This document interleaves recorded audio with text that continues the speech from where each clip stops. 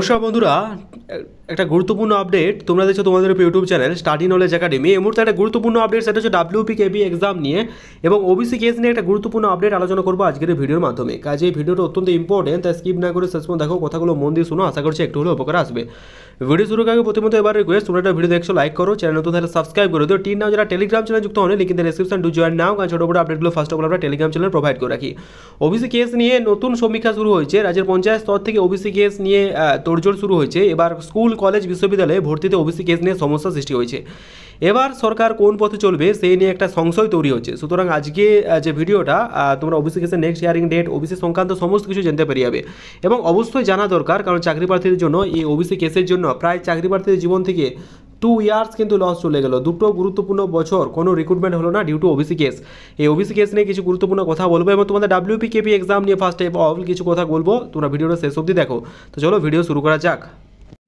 তোমরা হয়তো প্রত্যেকে অবগত হয়ে গেছো, এটা দেখেছো হয়তো প্রত্যেকে, যে পশ্চিমবঙ্গ অগ্রসর শ্রেণী আয়োগ, ঠিক আছে, এখানে কি বলা হয়েছে, মহামান্য হাইকোর্টের নির্দেশে, এখানে কি বলা হয়েছে, মহামান্য যে হাইকোর্ট নির্দেশ দিয়েছিল সেখানে 6 মে 2025 তারিখের নির্দেশ অনুযায়ী WP 111 অফ 2025 পশ্চিমবঙ্গ অনগ্রসর শ্রেণী আয়োগ শ্রেণীর অগ্রসর শ্রেণী তালিকাভুক্তকরণের জন্য বরখাস্ত রাখার আহ্বান করেছে। যে সমস্ত শ্রেণী বা সম্প্রদায় নিজেকে অনগ্রসর শ্রেণীভুক্ত মনে করেন কিন্তু এখন রাজ্য সরকারের অনগ্রসর শ্রেণী তালিকায় উপজাতি বা উপজাতি হিসেবে অন্তর্ভুক্ত হয়নি, তারা রাজ্যের যে ওয়েবসাইট দেওয়া আছে আবেদন করতে পারবেন। আবেদন পূরণের নিয়ম যে লিঙ্ক সেটা দেওয়া হয়েছে, সেখানে ফর্ম ফিল আপ করে এই মেলে পাঠিয়ে দিতে পারবেন, ঠিক আছে।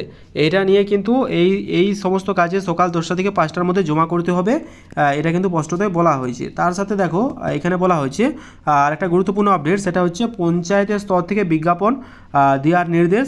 তার সাথে হচ্ছে শ্রমিকের উপর কোনোরকম কোনো হস্তক্ষেপ করলো না কিন্তু ডিভিশন বেঞ্চ।